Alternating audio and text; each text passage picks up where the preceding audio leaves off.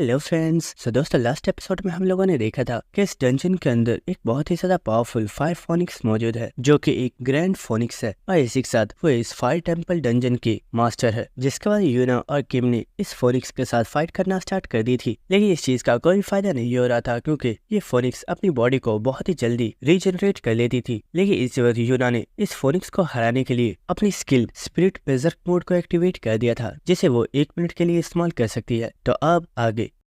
उसने अपनी स्किल के बेस्ट मोड को एक्टिवेट कर दिया था और इसे वक्त यूना अपने स्पेयर को बहुत ही तेजी के साथ उस फोनिक्स के ऊपर थ्रो करती है और इस स्पेयर ने उस फोनिक्स की बॉडी को दरमियान में से काट दिया होता है और इस चीज से उस फोनिक्स को काफी ज्यादा पेन हो रही होती है। लेकिन इसी वक्त यूना बहुत ही तेज रफ्तार के साथ उस फोनिक्स के पीछे आ जाती है और इसी के साथ वो उसे बहुत ही जोर से पंचेस मारना स्टार्ट कर देती है, जिसके बाद वो उसे एक बहुत ही जोरदार किक मारती है और इसी वक्त यूना इस फोनिक्स को बहुत ही जोर से लाकर जमीन पर मार देती है। इसकी वजह से यहाँ पर एक बड़ा धमाका हुआ होता है, जिसके बाद हमें यूना को दिखाया जाता है जो कि इस वक्त काफी ज्यादा थक गई होती है और इस वक्त यूना की स्किल डीएक्टिवेट हो जाती है, जिसकी वजह से वो बेहोश होकर जमीन पर गिर जाती है और इसी के साथ हमें उस फोनिक्स को दिखाया जाता है जो कि अभी भी जिंदा होती है और इसी के साथ वो काफी ज्यादा गुस्से में बोल रही होती है कि तुम जैसी एक इंसान की हिम्मत कैसे मुझे नुकसान पहुंचाने की, मैं तुम्हें मार डालूंगी। और वो बहुत ही तेजी से यूना पर अटैक कर देती है, लेकिन इस वक्त किंग ने अपने चेन स्किल को एक्टिवेट कर दिया होता है और वो इस फोनिक्स को पकड़ लेता है और वो फोनिक्स चिल्लाते हुए बोल रही होती है, बास्टर्ड मुझे छोड़ दो, मैं तुम दोनों को ही खत्म कर दूंगी। लेकिन इसी के साथ हमें दिखाया जाता है कि किम ने अपनी स्किल रेडिएशन को एक्ट कर लिया होता है और इसी के साथ उसने यूना को अपनी गोद में उठा लिया होता है और इसी के साथ वो बोल रहा होता है, मुझे लगता है जब यूना को इस बारे में पता चलेगा कि तुम्हें इसने नहीं बल्कि मैंने खत्म किया है तो इसकी प्राइड को काफी ज्यादा हर्ट करेगा, लेकिन इसमें मैं भी क्या ही कर सकता हूँ क्योंकि तुम्हारा मरना मेरे ही हाथों लिखा हुआ है। जिसके बाद हमें डंजन के बाहर दिखाया जाता है जहाँ पर यूना के गिल्ड मेंबर्स मौजूद होते हैं और इसी के साथ इनमें काफी ज्यादा लोग अपने गिल्ड मास्टर की काफी ज्यादा परवाह कर रहे होते हैं। एक पर्सन बोल रहा होता है, हमारे गिल्ड मास्टर और हंटर किम को डंजन के अंदर गए हुए बहुत ही ज्यादा घंटे हो गए हैं, लेकिन हमें कुछ भी नहीं पता कि वो इस वक्त किस हालत में है। तो एक पर्सन बोल रहा होता है, फिक्र मत करो, उन्हें कुछ भी नहीं होगा, वो दोनों ही एस रैंक हंटर्स है और वो दोनों ही बहुत ही ज्यादा स्ट्रॉन्ग है। और इसी के साथ वो लोग ये सोच रहे होते हैं कि उनकी गिल्ड मास्टर जब भी मॉन्स्टर्स के साथ फाइट करती हैं तो उन्हें इस चीज में काफी ज्यादा मजा आता है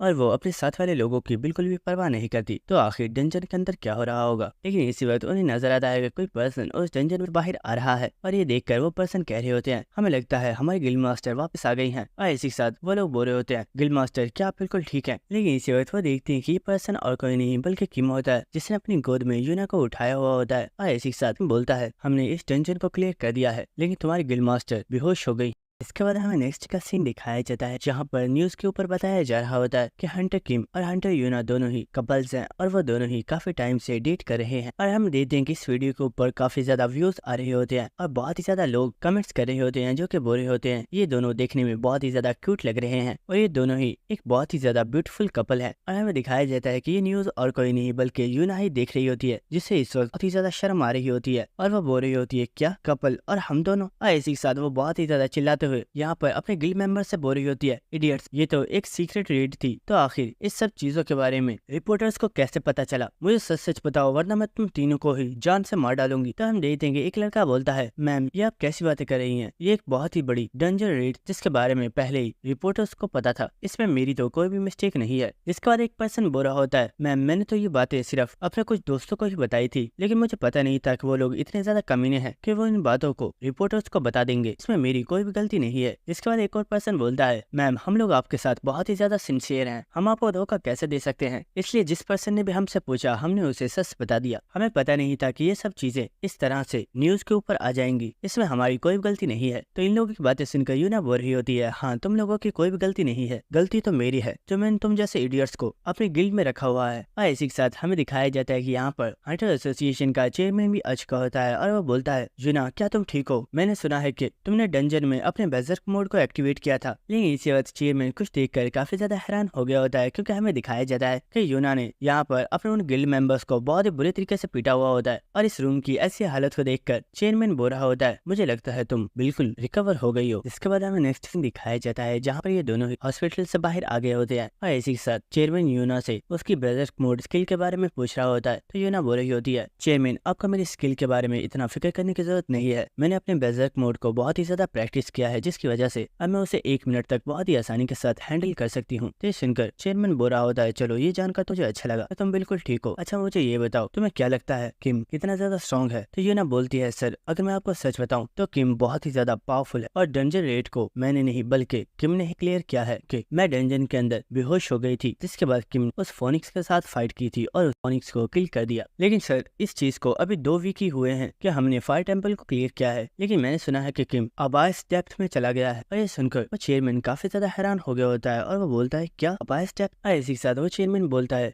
मैंने सच में आज तक कभी भी किसी पर्सन की इतनी ज्यादा अमेजिंग ग्रोथ स्पीड को नहीं देखा है। मुझे लगता है ये लड़का फ्यूचर में और भी बहुत ही ज्यादा पावरफुल बनने वाला है। जिसके बाद यूना बोल रही होती है, सर मुझे एक चीज समझ नहीं आ रही, आखिर किम कंटिन्यूअस अपने आप को इतना ज्यादा पावरफुल बनाने में क्यों लगा हुआ है? आखिर ऐसा क्या रीजन है कि वो रुक नहीं रहा है बल्कि वो बहुत ही तेजी के साथ खुद स्ट्रॉन्ग बना रहा है? क्योंकि मैंने इस बारे में पता किया है कि जिस दिन से किम ने अपनी पावर्स को अवेकन किया है वो उसी दिन से बहुत ही ज्यादा हार्ड वर्क कर रहा है और वो अपने आप को बहुत ही ज्यादा पावरफुल बनाने में लगा हुआ है। तो ये सुनकर वो चेयरमैन भी काफी ज्यादा हैरान होता है और वो कुछ भी नहीं बोल रहा होता। लेकिन इसी के साथ वो यूना से बोलता है, यूना शायद मुझे लगता है मैं इस बारे में जानता हूँ। तो यूना बोलती है, क्या सच में? आखिर ऐसा क्या रीजन है, क्या आप मुझे बता सकते हैं? लेकिन इसी के साथ हम देखते हैं कि वो चेयरमैन काफी ज्यादा जोश में कहता है, मुझे लगता है किम को अपनी कंट्री से बहुत ही ज्यादा प्यार है और यही रीजन है कि वो अपने आप को बहुत ही ज्यादा स्ट्रॉन्ग बना रहा है ताकि वो दुनिया को दिखा सके कि उसकी कंट्री कितनी ज्यादा पावरफुल है। और ये बात सुनकर यूना बहुत ही ज्यादा हैरान हो गई होती है और वो बोलती है, सर मुझे लगता है ऐसा कुछ भी नहीं है, आप शायद गलत सोच रहे हैं। जिसके बाद हमें नेक्स्ट अबायस का सीन दिखाया जाता है जहाँ पर हम एक महल को देखते हैं और इसी के साथ हमें दिखाया जाता है कि इस महल के अंदर बहुत ही ज्यादा लोगों की लाशें पड़ी हुई होती हैं जिन्हें किसी पर्सन ने बहुत ही ब्रूटली तरीके से किल किया हुआ होता है। और इसी वक्त हम यहाँ पर एक पर्सन देख जो कि एक डीमन जैसे हाथ के ऊपर किस कर रहा होता है और वह बोल रहा होता है, मैं आज से आपको अपना मास्टर मानता हूँ। और इसी के साथ हमें दिखाया जाता है कि इस पर्सन के सामने ही चेयर पर एक बहुत ही ज्यादा पावरफुल वैम्पायर बैठा हुआ होता है जो कि असलियत में वैम्पायर लॉर्ड है। और इसी के साथ वो वैम्पायर बोल रहा होता है, तो इंसान मुझे बताओ मेरी पावर्स हासिल करने के बाद कैसा लग रहा है? तो वो पर्सन बोल रहा होता है, मास्टर आपकी पावर्स बहुत ही ज्यादा अमेजिंग। और इसी के साथ हम देखते हैं कि वो अपने हुड को उतार देता है और हमें इस पर्सन की शक्ल दिखाई जाती है। और इसी के साथ वो काफी ज्यादा स्माइल करते हुए बोल रहा होता है, मास्टर मुझे सच में ऐसा लग रहा है कि अगर मेरे सामने कोई भी कितना भी स्ट्रॉन्ग पर्सन क्यों ना आ जाए लेकिन मैं उसे बहुत ही आसानी के साथ खत्म कर सकता हूँ। और हमें इस पर्सन के बारे में बताया जाता है जो कि एक एस-रैंक प्लेयर है और इसका नाम सांग। इसके बाद हमें नेक्स्ट सीन दिखाया जाता है जहाँ पर हम एक पोर्टल को देखते हैं जिसका रास्ता अबायस में ओपन हो रहा होता है और हम देखते हैं कि इस पोर्टल के जरिए कोई पर्सन अबायस के अंदर एंटर हो जाता है जो कि और कहीं नहीं बल्कि हमारा किम है। और इसी के साथ हमें दिखाया जाता है कि इस जगह पर अबायस में इंसानों के शेल्टर्स मौजूद होते हैं। और इसी के साथ किम सोच रहा होता है, मैंने अपनी प्रीवियस लाइफ में अपना बहुत ही ज्यादा टाइम अबायस में गुजारा है और यहाँ पर मुझे बहुत ही ज्यादा स्ट्रगल करनी पड़ी थी। और इसी वक्त हमें दिखाया जाता है कि किम के पास कोई पर्सन आ जाता है जो कि किम का वेलकम कर रहा होता है और वो बोलता है, सर मेरा नाम पाउल है और मैं अबायस में इस डिस्ट्रिक्ट का मैनेजर हूँ और मैं ही आप गाइड करने वाला हूँ। और हमें इस पर्सन के बारे में बताया जाता है कि ये पर्सन हंटर एसोसिएशन का ही एक मेंबर है जिसका नाम पाउल है और ये एक ए रैंक हंटर है। इसके बाद हमें नेक्स्ट सीन दिखाया जाता है कि वो दोनों ही यहाँ से चलते जा रहे होते हैं और पाउल से बुरा होता है, सर मुझे मेरे हायर एप्स ने बताया है कि आप फर्स्ट टाइम अबायस में आए हैं और क्योंकि आप हमारे स्पेशल गेस्ट हैं इसीलिए हमारी तरफ से आपको स्पेशल बॉडीगार्ड्स दिए जाएंगे जो कि हाईली ट्रेन असैसिन्स। और सर यहाँ पर अबायस में आप जिस भी जगह पर जाना चाहते हैं आपको हमें पहले इन्फॉर्म करना होगा ताकि उस जगह पर जाने के लिए हम आपके लिए अरेंजमेंट्स कर सकें। लेकिन इसी के साथ किम बोल रहा होता है, ये सब तो ठीक है लेकिन मुझे बॉडीगार्ड्स की जरूरत नहीं है, मैं खुद को प्रोटेक्ट कर सकता हूँ। तो पर्सन बोल रहा होता है, सर ये हमारी रिस्पॉन्सिबिलिटी है और हमें ऐसा करना ही होगा क्योंकि अबायस एक ऐसी जगह है जहाँ पर कभी भी कोई भी मॉन्स्टर आपके ऊपर अटैक कर सकता है। और इसी के साथ हमें दिखाया जाता है कि किम के पीछे से जमीन में से कोई चीज बाहर निकल रही होती है। और इसी के साथ हमें दिखाया जाता है कि ये असलियत में एक बहुत ही ज्यादा पावरफुल मॉन्स्टर होता है जो कि किम के ऊपर अटैक कर देता है। और ये देखकर पाउल काफी ज्यादा हैरान हो गया होता है और वो चिल्लाकर बोलता है, मिस्टर किम संभल कर, आपके पीछे एक बहुत ही ज्यादा पावरफुल मॉन्स्टर है और वो आपके ऊपर अटैक कर रहा है। लेकिन इसी वक्त पाउल काफी ज्यादा हैरान हो जाता है और हमें दिखाया जाता है कि किम ने बहुत ही आसानी से इस मॉन्स्टर को किल कर दिया होता है। और इसी के साथ किम बोलता है, मैंने कहा ना तुम्हें फिक्र करने की जरूरत नहीं है, मैं खुद को प्रोटेक्ट कर सकता हूँ। और क्योंकि अब हम यहाँ तक आ ही गए हैं तो मुझे लगता है कि मुझे थोड़ी सी वॉक करके आना चाहिए, तुम यहाँ से चले जाओ, मैं कुछ टाइम में वापस आ जाऊंगा। और इसी के साथ हमें नेक्स्ट सीन दिखाया जाता है जहाँ पर हम देखते हैं कि किम ने यहाँ पर बहुत ही ज्यादा मॉन्स्टर्स को किल कर दिया होता है। और इसी के साथ उसने अपने पास से कुछ मैजिक क्रिस्टल्स को निकाल लिया होता है और वो सोच रहा होता है, मेरी जो न्यू स्किल है डिमोनिक कॉन्ट्रैक्ट, उसे एक्टिवेट करने के लिए मुझे बहुत ही ज्यादा हाई अमाउंट में माना की जरूरत होगी, लेकिन अगर मैं इन माना इम्प्लीफाइंग क्रिस्टल्स को यूज करता हूँ तो मुझे अपने माना को वेस्ट नहीं करना होगा।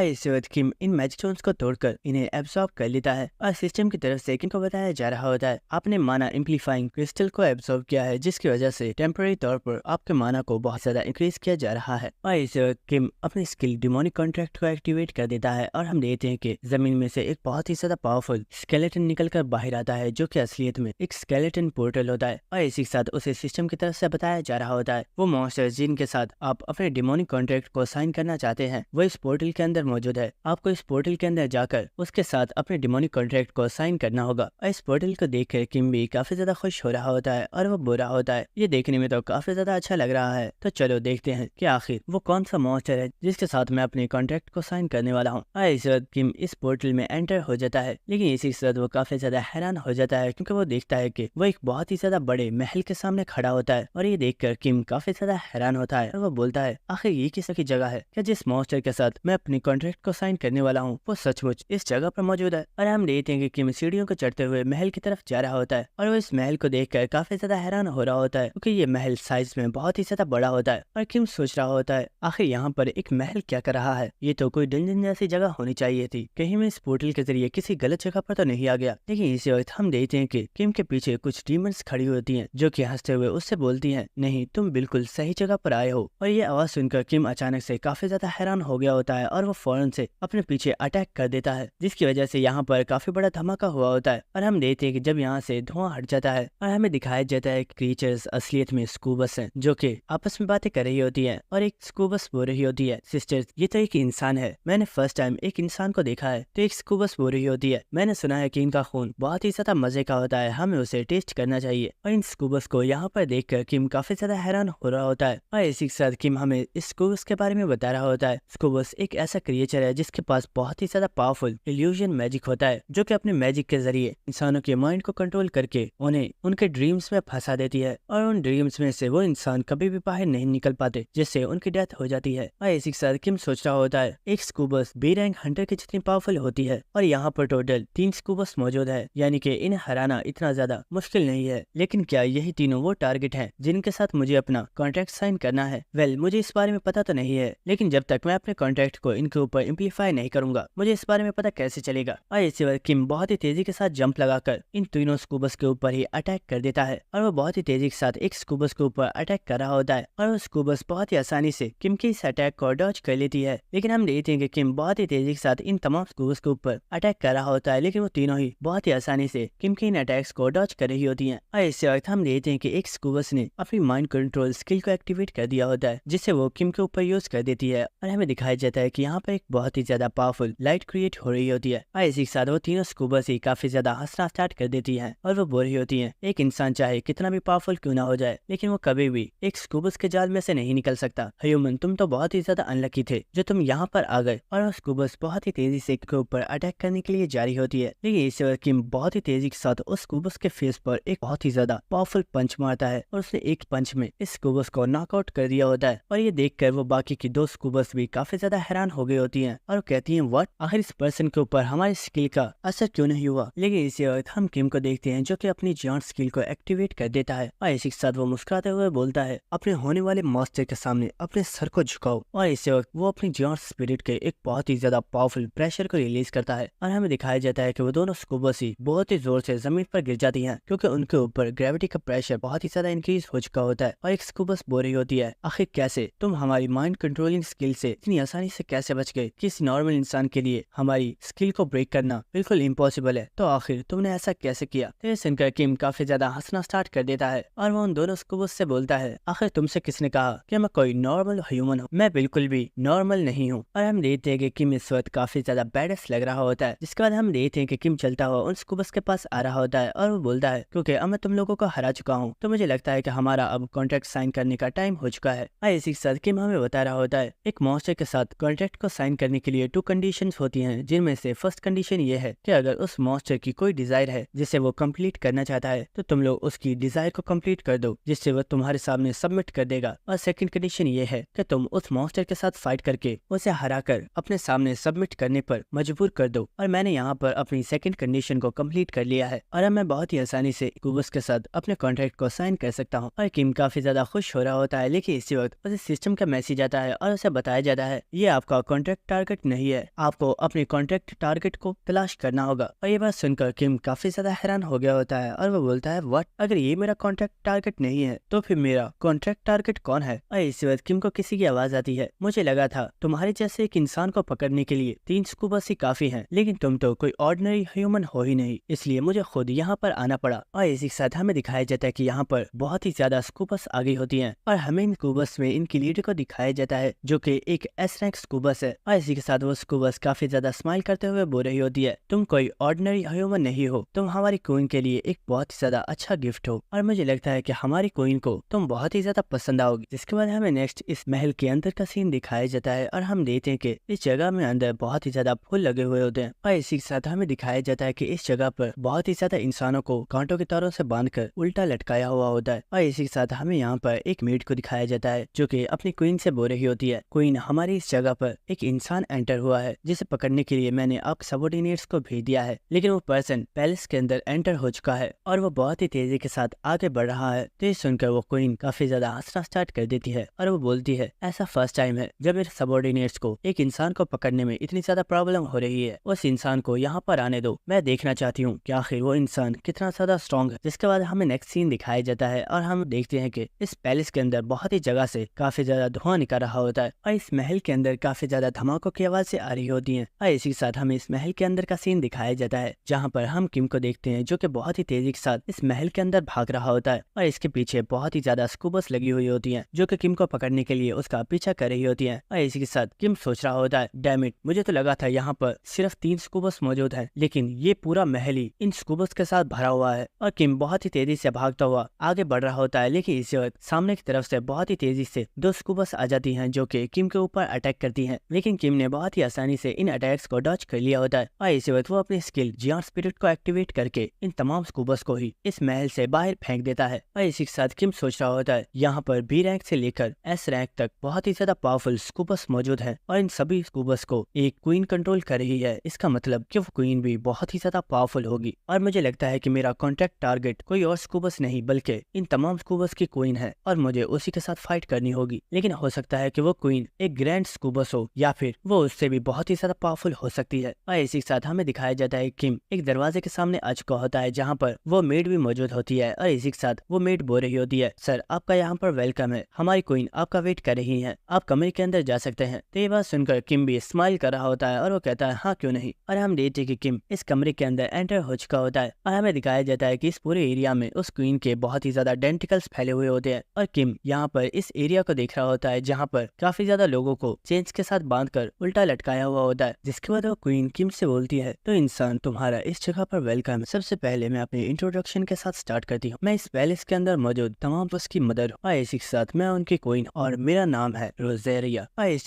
सिस्टम की तरफ से किम को बताया जाता है आपका कॉन्ट्रैक्ट टारगेट आपके सामने मौजूद है और अब आप समरी पैक को यूज कर सकते हैं। इस सुनकर किम भी काफी ज्यादा हो गया होता है और अच्छा होता है, मैं जानता था क्वीन मेरा कॉन्ट्रैक्ट टारगेट है। लेकिन इसी के साथ किम काफी ज्यादा हैरान हो गया होता है और इसी के साथ किम सोच रहा होता है इस क्वीन ने अभी मेरे साथ कोरियन में बात की है, लेकिन आखिर इसे मेरी लैंग्वेज के बारे में कैसे पता है। और इसी के साथ वो क्वीन बोलती है तुम्हें इतना ज्यादा हैरान होने की जरूरत नहीं है, मैं तुम इंसानों की तमाम लैंग्वेजेस में बात कर सकती हूँ और इतना ही नहीं है बल्कि मैं ये भी जानती हूँ कि तुम भी हम मॉन्स्टर्स की लैंग्वेज को जानते हो और तुम मॉन्स्टर्स के साथ बात कर सकते हो। ये सुनकर किम काफी ज्यादा हैरान हो रहा होता है और वो सोच रहा होता है क्या ये मेरे माइंड को रीड कर रही है, इसे कैसे पता कि मैं क्या सोच रहा हूँ। जिसके बाद वो क्वीन बोलती है तो इंसान मुझे बताओ आखिर इस जगह पर आने का तुम्हारा रीजन क्या है, ऐसी क्या चीज है जिसकी तलाश में तुम हमारे पैलेस तक आए हो। तो किम बोलता है मैं इस जगह पर अपने समनिंग पैक्ट की वजह से आया हूँ। ये सुनकर वो क्वीन काफी ज्यादा हैरान हो जाती है और वो बोलती है क्या समनिंग पैक्ट। और इसी के साथ हम देखते हैं कि वो यहाँ पर काफी ज्यादा हंसना स्टार्ट कर देती है और इसी के साथ वो बोलती है वाओ मैंने बहुत ज्यादा लोगों को देखा है कि वो इस प्लेस पर बहुत ही ज्यादा डिफरेंट डिजायर्स के साथ आते हैं, लेकिन तुम्हारी डिजायर तो सबसे ज्यादा डिफरेंट है क्योंकि तुम्हारे पास कोई डिजायर है ही नहीं बल्कि तुम तो यहाँ पर समनिंग पैक्ट के थ्रू आ गए हो। और इसी वक्त रोजेरिया अपने पर्दे को हटा देती है और इसी के साथ वो काफी ज्यादा हंसते हुए बोलती है इंसान क्या तुम्हें सच में लगता है कि तुम अपने समनिंग पैक्ट को यहाँ पर कंप्लीट कर पाओगे, लेकिन मुझे तो ऐसा नहीं लगता। और इसी वक्त हम देखते हैं कि वो अपने डेंटिकल्स के साथ किम के ऊपर अटैक कर देती है और इसी के साथ किम भी अपने जियांट स्पिरिट को एक्टिवेट कर लेता है और इसी के साथ वो बोल रहा होता है जब तक मैं इसे ट्राई नहीं करता मुझे पता कैसे चलेगा। और वो अपनी स्किल के साथ इन तमाम डेंटिकल्स को ही जमीन में दबा देता है और इसी के साथ किम बोल रहा होता है लगता है तुम इतनी आसानी से नहीं मानोगी और मुझे फोर्सफुली तुमसे सबमिट करवाना होगा। और इसी वक्त रोजेरिया अपने और डेंटिकल्स के साथ किम के ऊपर अटैक करना स्टार्ट कर देती है, लेकिन किम बहुत ही तेजी के साथ इन तमाम अटैक्स को डॉज कर रहा होता है और इसी वक्त किम ने अपने डैगर को भी निकाल लिया होता है और इसी के साथ वो अपनी चेन स्किल को भी एक्टिवेट कर देता है और हम देखते हैं कि किम बहुत ही तेजी के साथ रोजेरिया के डेंटिकल्स को काटना स्टार्ट कर देता है और वो एक डेंटिकल के ऊपर पैर रखकर बहुत ही तेजी के साथ जंप लगाकर रोजेरिया के ऊपर अटैक करने के लिए चला जाता है और इसी वक्त किम अपनी स्टोन स्किन को एक्टिवेट कर देता है, जिसकी वजह से वो अपने हाथ और अपने डैगर दोनों को स्टोन से कवर कर लेता है और हम देखते हैं कि उसने एक बहुत ही ज्यादा पावरफुल अटैक रेडी कर लिया होता है, जिसके साथ वो उस क्वीन के ऊपर अटैक कर देता है। लेकिन इसी वक्त हमें दिखाया जाता है कि किम का वो अटैक वहीं पर खत्म हो जाता है और किम के आसपास टाइम मुकम्मल तौर पर रुक चुका होता है और इस चीज की वजह से किम भी ज्यादा हैरान हो गया होता है और वो बोलता है आखिर ये हुआ क्या है, मेरी बॉडी अचानक से हवा में ही स्टॉप क्यों हो गई है। और इसी के साथ हम उस क्वीन को देखते हैं जो कि किम से बोलती है, क्या तुमने मुझे इतना ज्यादा वीक समझा है कि मैं तुमसे इतनी आसानी से हार जाऊंगी और मैं तुम्हारे सामने सबमिट कर दूंगी। और इसी वक्त वो क्वीन एक चुटकी बज जाती है और हमें दिखाया जाता है कि किम के आसपास की तमाम स्पेस मुकम्मल तौर पर चेंज हो जाती है और इसी वक्त किम बहुत ही ज्यादा शॉक हो चुका होता है और हमें दिखाया जाता है कि वो इस वक्त आसमान में होता है और ये देखकर वो बहुत ही ज्यादा चिल्लाना स्टार्ट कर देता है और हमें दिखाया जाता है कि वो बहुत ही तेजी से आसमान से जमीन की तरफ गिर रहा होता है और इस चीज की वजह से किम बहुत ही ज्यादा शॉक होता है और वो सोच रहा होता है आखिर ये हो क्या रहा है, मैं अचानक से अर्थ के ऊपर कैसे आ गया, नहीं ये बिल्कुल इम्पॉसिबल है, मैं इस वक्त अबाइस के अंदर मौजूद था, जरूर ये इस क्वीन का कोई इल्यूजन है। और इसी वक्त किम समुद्र के अंदर गिर जाता है और वो पानी के अंदर डूब रहा होता है क्योंकि उसे सांस लेने में काफी ज्यादा प्रॉब्लम हो रही होती है और वो सोच रहा होता है आखिर इस क्वीन ने अपने मैजिक को मेरे ऊपर कब यूज किया था, मुझे इस बारे में पता क्यों नहीं चला। और ये बात सुनकर वो क्वीन काफी ज्यादा स्माइल कर रही होती है और वो बोल रही होती है, जब तुम मेरे रूम के अंदर एंटर हुए थे मैंने तो तभी तुम्हारे ऊपर अपने मैजिक को यूज कर दिया था। और इसी के साथ हमें दिखाया जाता है कि किम असलियत में इस वक्त उस क्वीन के बेड के ऊपर पड़ा हुआ होता है, लेकिन वो इस वक्त बेहोश होता है।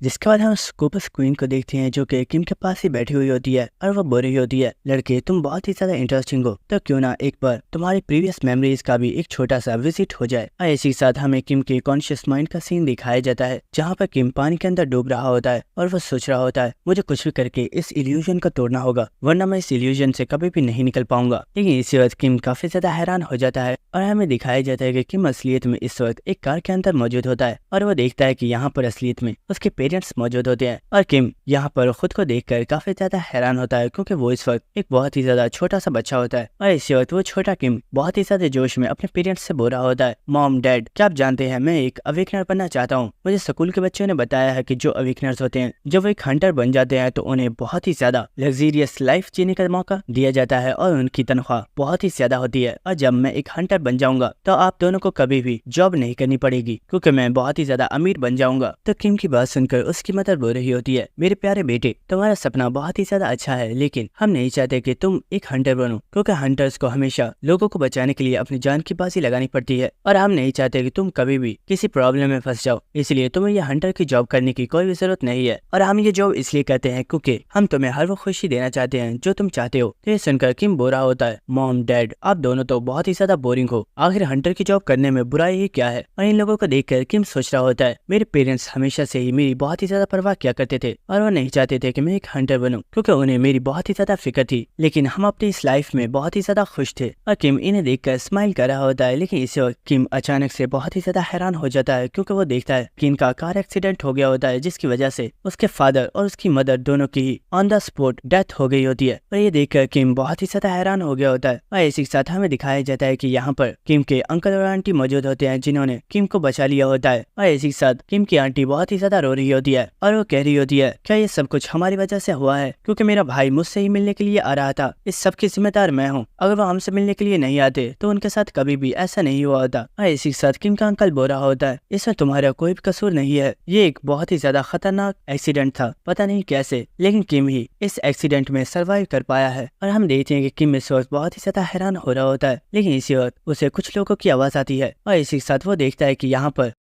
स्कूल के बच्चे किम को बुली कर रहे होते हैं और उनमें एक लड़का जिससे किम ने उसकी स्टोन स्किल को कॉपी किया था वो किम को बहुत ही ज्यादा किक कर रहा होता है और वो बोल रहा होता है, कचरे कहीं के तुम कभी भी अपने आप को एक हंटर नहीं बना पाओगे क्योंकि तुम तो अभी तक अपनी पावर्स को भी अवेकन नहीं कर पाए हो, तुम हमारे दोस्त कहलाने के काबिल नहीं हो, यहाँ से दफा हो जाओ और मुझे कभी भी अपनी शक्ल मत दिखाना। इस वक्त किम यहाँ पर अपनी एक और मेमोरी को देखता है जहाँ पर वो कुछ हंटर्स के साथ चल रहा होता है और इस वक्त किम काफी ज्यादा थका हुआ होता है, लेकिन उसके साथ जो हंटर्स होते हैं वो उसका उसका काफी ज्यादा मजाक उड़ा रहे होते हैं और एक पर्सन बोल रहा होता है ये कमीना सिर्फ एक एफ रैंक का हंटर है, ये बहुत सालों से सिर्फ एक पोर्टर का काम कर रहा है, ये हंटर्स के नाम पर सिर्फ एक धब्बा है, इसे तो चाहिए कि ये इस पोर्टर के काम को छोड़कर अपने घर में बैठ जाए, लेकिन ये हमेशा से ही इन डंजन में जाता रहता है। जिसके बाद हमें नेक्स्ट मेमोरी दिखाई जाती है जहाँ पर किम की आंटी उसके ऊपर काफी ज्यादा चिल्ला रही होती है और वो बोल रही होती है किम आखिर तुम कब समझोगे, प्लीज इस काम को छोड़ दो, हम नहीं चाहते कि तुम इस हंटर की जॉब को करो, तुम्हें जितने भी पैसे चाहिए हम तुम्हें वो देने के लिए तैयार हैं, प्लीज इस हंटर की जॉब को छोड़ दो, ये काम बहुत ही ज्यादा डेंजरस है, अगर तुम ऐसे ही इस हंटर के काम को करते रहे तो एक दिन तुम मारे जाओगे। लेकिन इनकी बात सुनकर किम बोल रहा होता है अंकल आंटी प्लीज मुझे माफ कर दीजिए, लेकिन मैं इस काम को नहीं छोड़ सकता क्योंकि ये मेरी जॉब है, आपके बचपन से ही मुझ पर बहुत ही ज्यादा एहसान है और मैं नहीं चाहता कि आप अपनी सेविंग्स को और ज्यादा मेरे ऊपर इस्तेमाल करें, प्लीज मुझे मेरी हंटर की जॉब को करने दीजिए। और किम इस जगह से चला जाता है और इसी के साथ किम सोच रहा होता है ये मेरी प्रीवियस लाइफ है जहाँ पर मैं बहुत ही ज्यादा कमजोर था, लेकिन अब मैंने खुद को मुकम्मल तौर पर चेंज कर दिया है। और इसी के साथ किम सोच रहा होता है मैं इस वक्त इस स्कूबस क्वीन के कंट्रोल में हूँ और इस वक्त ये क्वीन मुझे मेरी उन तमाम मेमोरीज को दिखा रही है जिनके अंदर मैं बहुत ही ज्यादा वीक और कमजोर था, और ये ऐसा इसलिए कर रही है ताकि ये मुझे मेंटल डैमेज पहुंचा सके, लेकिन मैं ऐसा कुछ भी नहीं होने दूंगा। और इस वक्त किम अपनी स्किल प्रीडेशन को एक्टिवेट कर देता है और हम देखते हैं कि किम अपनी पावर को यूज करते हुए इन तमाम मेमोरीज को ही ब्रेक करना स्टार्ट कर देता है।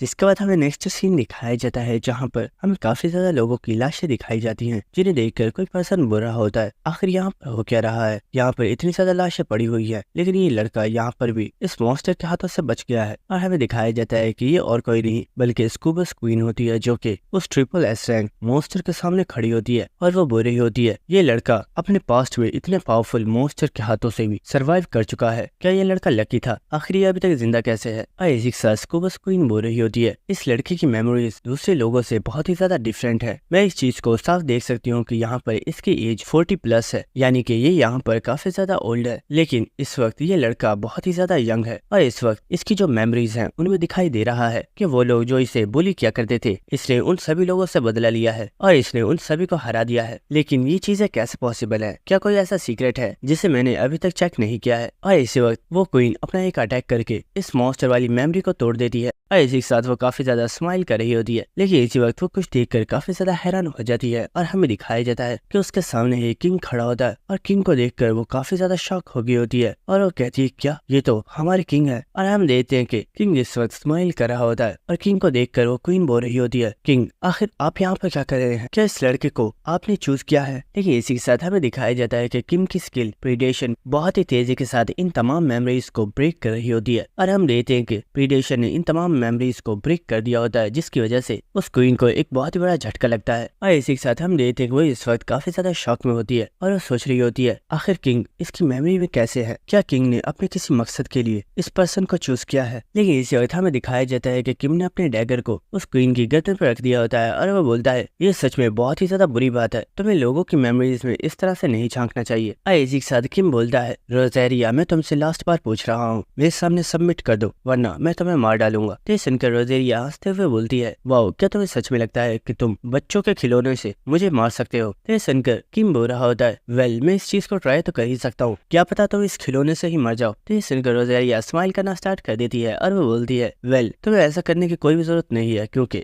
इसी वक्त हम देखते हैं कि वो किम के काफी ज्यादा करीब आ जाती है और वो उससे बोलती है मैं तुम्हारे समनिंग पैक्ट को एक्सेप्ट कर रही हूँ और मैं तुम्हारे साथ कॉन्ट्रैक्ट साइन करने के लिए तैयार हूँ। और ये सुनकर किम भी काफी ज्यादा हैरान हो गया होता है। ठीक इसी वक्त वो स्कूबस क्वीन बहुत ही जोर से किम की गर्दन पर काटकर उसका खून पीना स्टार्ट कर देती है, जिसकी वजह से किम को बहुत ही ज्यादा पेन होना स्टार्ट हो जाती है और वो बहुत ही ज्यादा चिल्ला रहा होता है और वो बोल रहा होता है बेवकूफ औरत आखिर ये तुम क्या कर रही हो, क्या तुम मुझे मारना चाहती हो। लेकिन इसी साथ सिस्टम की तरफ से किम को बताया जा रहा होता है आपने अपने समनिंग पैक्ट की कंडीशंस को कंप्लीट कर लिया है और अब स्कूबस क्वीन और आपके दरमियान में एक कॉन्ट्रैक्ट एस्टैब्लिश हो चुका है। और इसी के साथ आपने एक और न्यू स्किल को कॉपी किया है जिसका नाम है कंप्लीट हिप्नोसिस। और इसी वक्त किम बेहोश होकर जमीन पर गिर जाता है। तो ये देखकर वो स्कूबस क्वीन बोल रही होती है तुम इस वक्त काफी ज्यादा थके हुए हो तो तुम रेस्ट कर लो, क्योंकि बहुत से ऐसे सवाल हैं जो मैं तुमसे पूछना चाहती हूँ और मैं ये बात जानने के लिए भी बहुत ही ज्यादा एक्साइटेड हूँ कि आखिर ऐसी क्या वजह है कि किंग ने तुम्हें चूज किया और वो तुम्हारे अंदर इतने ज्यादा इंटरेस्टेड क्यों है।